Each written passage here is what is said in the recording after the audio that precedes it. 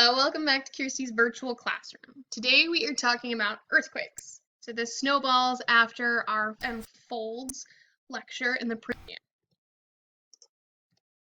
Okay, so the first things first, what is an earthquake? So an earthquake is any shaking that you feel as a result of any release in energy in the movement of the Earth's crust.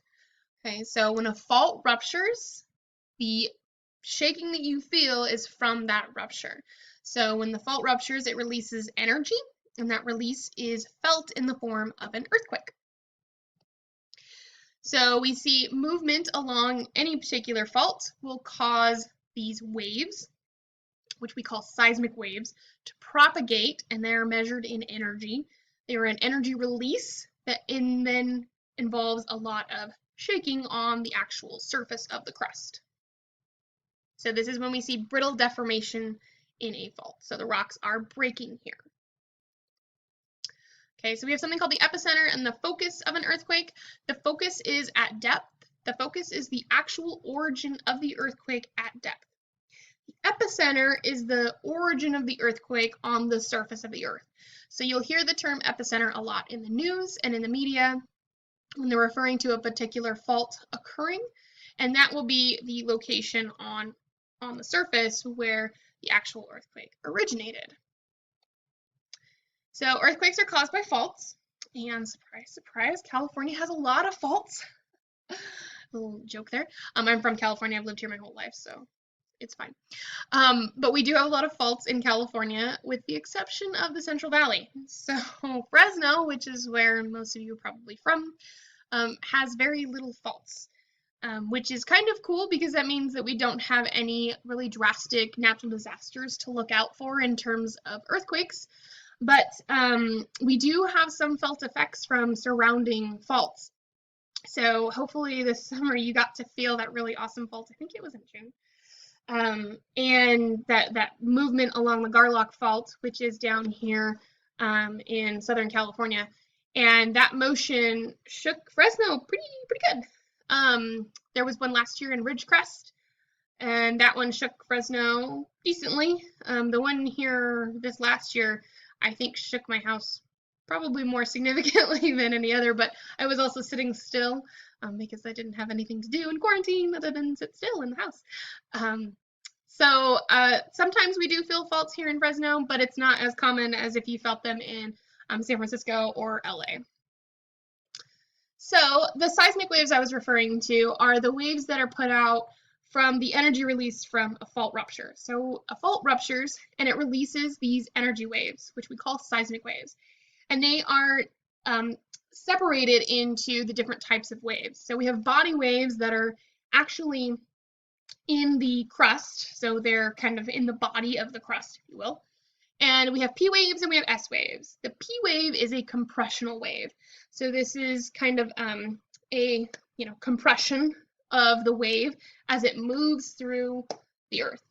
The S wave is a shear wave, and it moves kind of like a snake, right? So it's sheer, it's back and forth.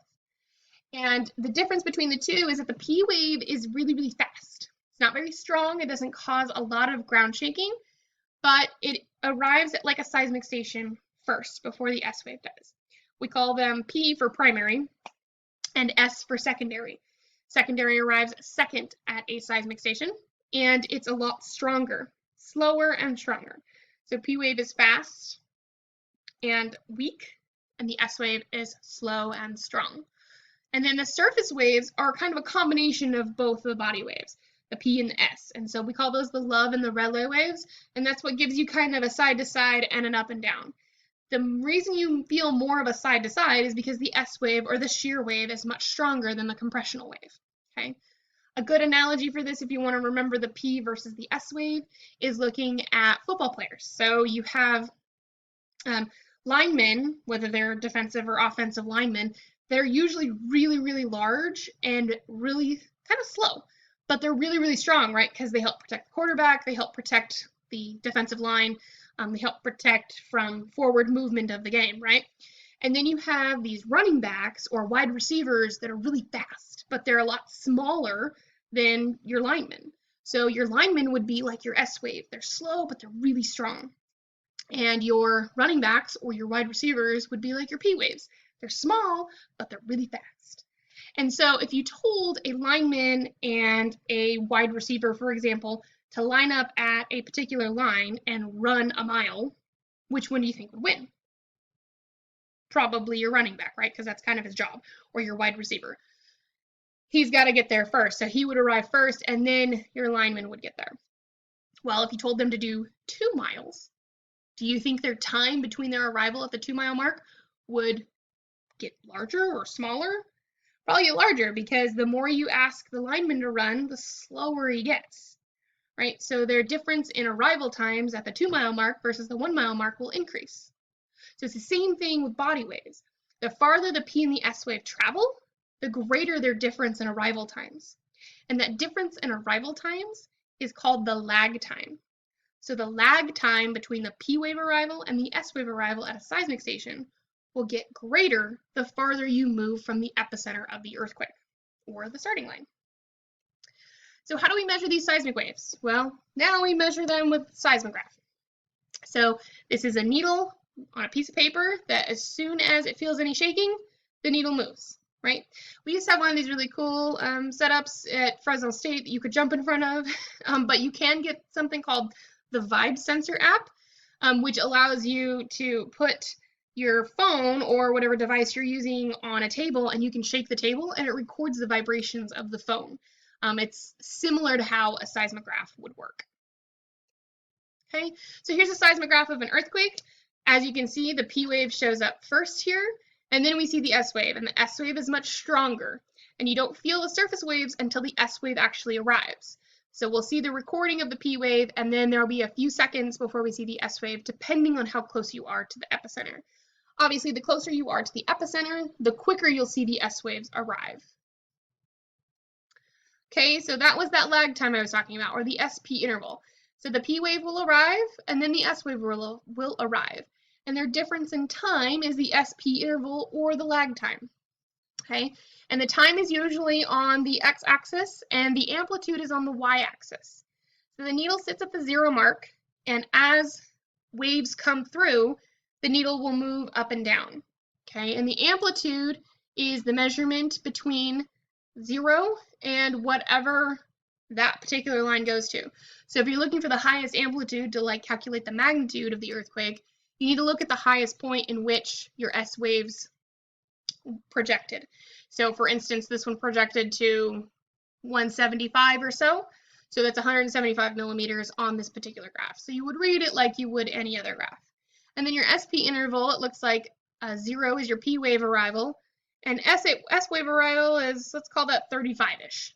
So your difference between your P and your S wave arrival is 35 seconds for this particular seismograph. All right, so why you would use the lag times and the epicenter is to figure out magnitude and distance from earthquake. So your distance, like I said, is a relation to the lag time. So if we have a specific lag time for, let's say, this seismograph is a 3-minute interval, we can project that on this relationship of P and S wave arrivals on this graph that we have here, and we can project that it's around 1,500 kilometers. So the 2,000 is this line here, which is this is 1,000. So this is 1,500 kilometers. Now, if we look at an 8-minute interval, then we project that difference here of 8 minutes. We get 5,600 kilometers, and so on and so forth. Then we get to 11, we're getting to 8,600 kilometers. So the greater that difference in lag time, the greater difference or distance, you are from the epicenter. So with increasing distance from the epicenter, your lag time is going to be increased as well. So why do we use different seismic stations for one earthquake? Why not just use the seismic station that's at the epicenter? Well, that helps us predict exactly where the epicenter might be. So we have all these seismic stations set up around the Earth, and we really use a multitude of them, but at bare minimum, we need to use 3 of them to determine an epicenter. So we would take 3 different seismographs, and project what those distances are. So here we had A, B, and C, and they were 1,500 kilometers, 5,600 kilometers, and 8,600 kilometers. project that onto a map, or in this case, a globe. From the point of where your seismic station lies, you draw a circle that's 8,600 kilometers or 1,500 kilometers in diameter. So you would measure from point A here out 1,500 kilometers and then draw a circle around it. And so somewhere in that 1,500 kilometers is the epicenter of that earthquake. You use 2 other seismic stations, and then you can get a potential location of where the epicenter actually is, because they can all meet at one point. If you only use 2, let's say you only used B and C, you have a point here and a point down here in the Pacific Ocean where the earthquake could have originated. And it's quite different, right? So you need at least 3 in order to determine your epicenter. Now, in order to determine magnitude, we will use this chart here. We use computer simulations now, but at its base level, you're relating the distance or the interval of the P and the S waves and the amplitude measured on your graph. So you would measure the amplitude and you would measure the PS interval. So on this particular example, we have a PS interval or a lag time of 24 seconds and an amplitude of 23 millimeters. So you would plot the distance, the PS interval here on the left side of this chart, and then you would plot your amplitude and draw a line connecting the two to determine your magnitude in the center. Okay, so for this particular graph, it looks like it's a Richter magnitude of about 5. Okay. So the largest recorded earthquakes on Earth are listed here. These are the top 16. Chile is by far the largest at a 9.5, and then we have some in Alaska and some other countries. But you'll notice that San Andreas is not on here because it's not one of the largest. It comes in just below, I think it's number 17 on largest in the amount of energy released. So remember, the magnitude is based on the energy released, which is that amplitude. So if we didn't use amplitude, we wouldn't be using the energy released, right? So we need to include that when we are trying to determine how large the magnitude of the earthquake is. So this is just everything that we have been able to actually record. Okay, before we started recording earthquakes, we don't know if there was something closer to a 10. Okay. So here's the location of all the largest earthquakes on Earth. And what's really interesting is they're all around that ring of fire. So they're all surrounding the Pacific plate. Okay, so the Richter magnitude, like I said, is a direct relationship to the actual energy that is released. So the higher the magnitude, the more energy is released. So to give you some perspective, the 1906 San Francisco earthquake is here in relationship to the Chile 1960 9.5 earthquake, or the Alaska 1964 earthquake. We also have plotted on here the Mount St. Helens eruption and how much energy was actually released in that eruption to give you kind of some perspective. But with increasing Richter magnitude, we see increasing seismic energy release. And the amount of earthquakes that we see every day is dependent on their size. So if we see a lot of small, frequent earthquakes, they're frequently releasing stress. Whereas if we see very big earthquakes that are infrequent, that means that it's holding on to that stress over a very long period of time. So this is what's happening in LA right now, is we see not a lot of earthquakes happening on a daily basis. And so it's not releasing any energy, but we know that the tectonic plate is moving because it's moving in other portions of the boundary. So because we don't see earthquakes being represented down there, we know that it's in sort of a gridlock situation where the rocks are not allowing the fault to move. And when that occurs, it builds up stress, it builds up energy. And then when it finally does release that energy, it's going to be a very massive earthquake. So a good way to kind of relate size and frequency to each other is to think about, so girls cry probably at least monthly. And if you are a girl and you don't cry monthly, what's going to happen when you finally do cry? Let's say you went 6 months without crying at all. It's going to be drastic, right? It's going to be a big deal. It's going to be a huge, explosion of crying. And you might cry for 20, 30 minutes instead of just a 5-minute segment. Whereas if you do it frequently, it'll be just small little bursts of tears, right? Same thing with earthquakes. If earthquakes can release the energy in small little bursts, then you don't see those very large, infrequent earthquakes that are very devastating. All right, relating plate boundaries to earthquakes. So divergent plate boundaries will also, like every other boundary, have earthquakes, but they're much lower than some of the other boundaries. So the first is the divergent. These are the small quakes, and this is because they're just pulling apart. There's just some tension there. And so you see very small earthquakes. So these are relatively small compared to the others. Moving into transform plate boundaries, we see larger quakes. So here we actually have plates kind of rubbing against each other, and so you see much larger earthquakes, sort of in the 7s to low 8s as far as magnitude goes, so around a 7. Continental collision will be a little bit larger. So this would be like where India collides with Eurasia. You might see higher 7s to 8s. So they're considered very large, 7 to 8. And then your subduction boundary, which is where a oceanic plate is subducting beneath a continental plate, is where you will see your great earthquakes, your largest earthquakes on Earth. So those examples that I showed you, the largest on Earth, Chile 9.5 and Alaska 9.2. That was in 1960 and 1964, respectively. So these are going to be your colossal or greater than magnitude 9 earthquakes. So seismicity in the United States is heavily on the western side of the US. So as you can see, all of those little dots there are along the San Andreas fault system, and then we have some that go up into Alaska where the Pacific plate is subducting beneath the North American plate there. So we see a lot of seismicity in the western United States and not as many intercontinental seismicity in the center of the North American plate on the center of the United States and the eastern portion. Here's another seismic hazard map for you. It's a little bit different. It doesn't plot points. It shows you the relative hazard. And one thing that you'll notice is that the highest hazard is brown, and that's over Hawaii, which is technically in the center of a plate. The reason the hazard for seismicity is so high in Hawaii is because of all the volcanic activity. So volcanoes also cause seismicity or ground shaking, but they're not necessarily derived from faults or tectonic plate movements.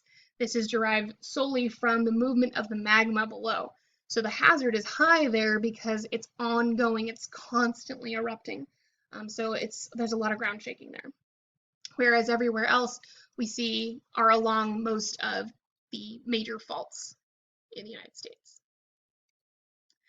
Okay, so what you would see in the event of a fault rupture is often either horizontal or vertical offset. So here we're looking at vertical offset, so this would be from one of the dip slip faults, normal or reverse. And these would be an effect of a drastic earthquake, and you can actually go out there and measure what the offset was prior to the earthquake. Here's another offset. This is a train track that's been offset horizontally. So this would be a strike slip fault that has offset these train tracks. So let's see, can you figure out what type of fault this would be? So if you line yourself parallel to the train tracks, perpendicular to the fault here, it would be a right lateral strike slip fault. All right, so what controls the level of ground shaking? So we already talked about magnitude. So the more energy released, the greater the ground shaking will be. The distance, so how close you are to the epicenter. The closer you are to the epicenter, the stronger fault effects you're going to get. So you're going to feel more ground shaking. And then the subsurface geology we haven't talked about yet. So looser soils, stuff that's not really well compact or crystalline, will amplify ground shaking. So let's look at that. When we're looking at bedrock, we see low amplification of the seismic waves. And when we get into poorly consolidated sediments, the seismic waves amplify, and so it causes a lot more ground shaking. So you would be much more stable and feel less ground shaking if you were on solid bedrock versus poorly consolidated sediment. So standing in the Central Valley versus standing in the Sierra Nevada or Yosemite, for example, you're going to feel much differently. Yes, you will be closer if you're in Yosemite and the fault happens on the eastern side of the Sierra Nevada versus in the valley. But if you were the same distance from the earthquake versus in the valley, in the Central Valley versus in Yosemite, you're going to feel it much stronger in the Central Valley or the Fresno area because the sediment is not as consolidated as the crystalline bedrock in Yosemite is. So you're going to get greater shaking with unconsolidated material. So bay mud amplifies seismic waves like crazy. So in the Bay Area, San Francisco, they have a lot of bay mud where it's water saturated, unconsolidated material, and so they get a lot of amplification of their ground shaking. So if we looked at these two seismographs, which one would you think would be crystalline bedrock? Let's take a second and figure out what you think would be crystalline bedrock.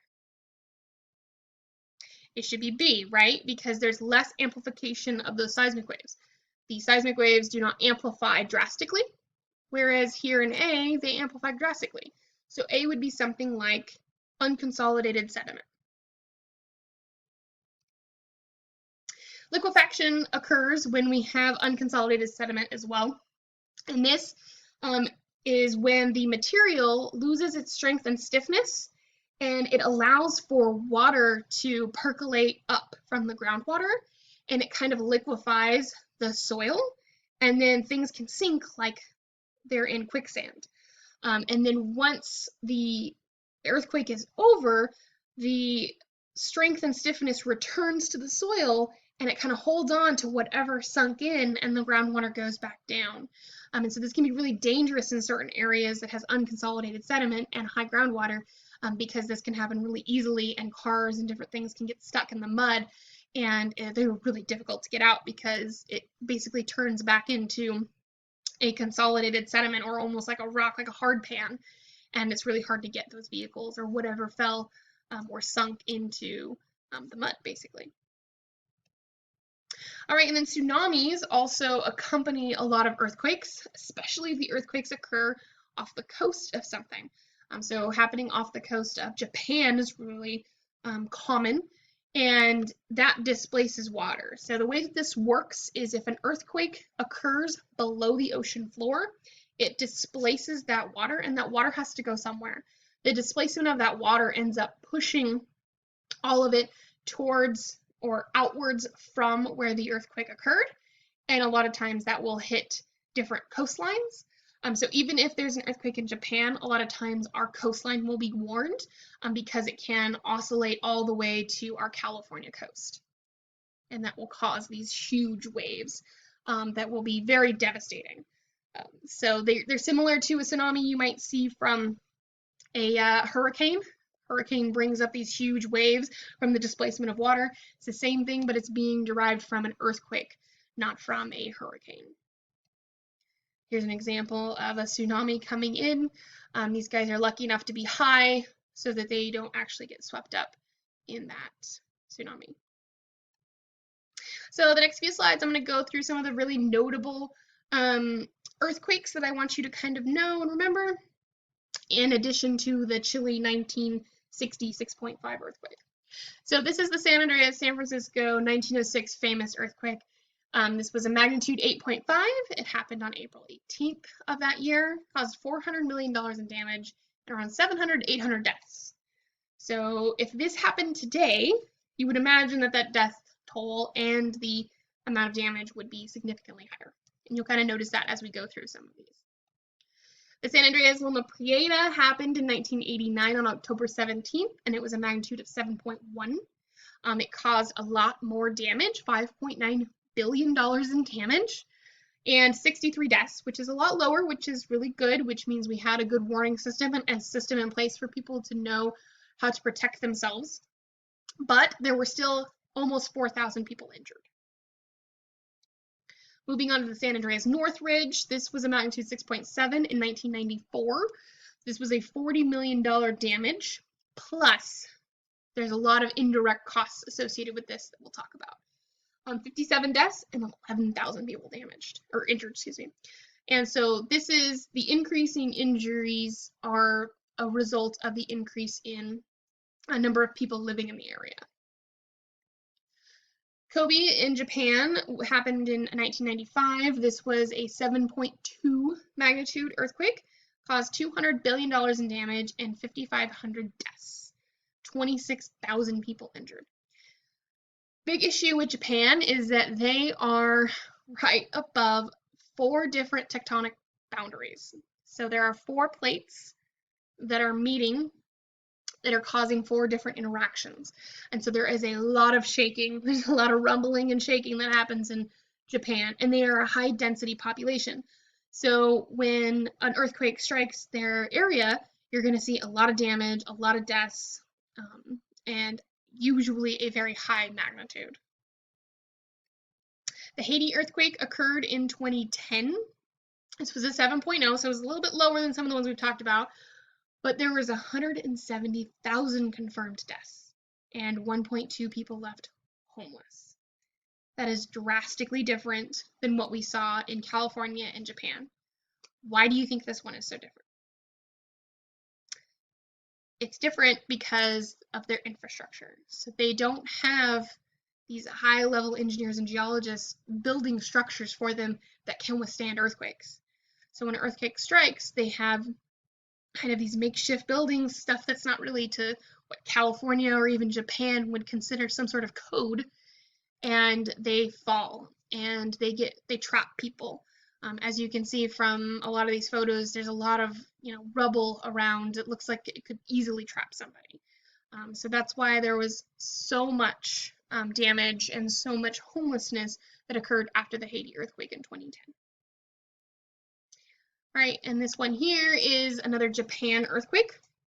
This one was a 9.0 in 2011, probably one of the largest we've seen in the last decade. And it's caused $309 billion in damage, 15,000 confirmed deaths, and 4,000 missing, 130,000 people displaced.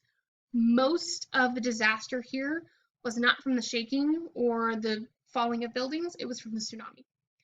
Tsunamis are kind of ruthless, and it's really hard to escape them if you're in their path. So that was mostly where the damage came from here, but that's a direct result of the actual earthquake occurring. All right, so in California, we have some seismic hazard maps that we can look at. This is one of the big ones that you'll see a lot of times. And as you can tell, most of the hazard is along the San Andreas Fault here that runs northwest, southeast through coastal California. We also have the Garlock Fault that runs through Tehachapi Pass, basically. And then we have the eastern Sierra Nevada frontal fault system over here on the east side of the Sierra Nevada. And then we're down here in Fresno, where we don't have a lot of seismic hazard.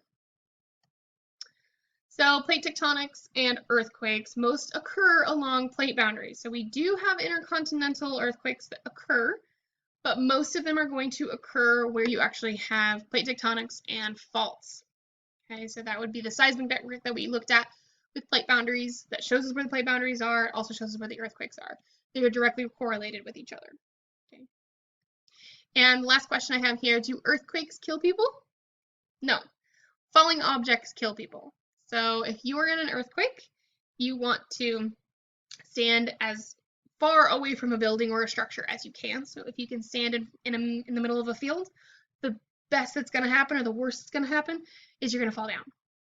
Now, if you're in a home or you are in a building, you're going to want to get under something that's sturdy enough to not collapse if something collapses on it. And hopefully you don't get trapped. So hopefully you learned a little bit about earthquakes through this, and I will see you guys in the next video. Thanks!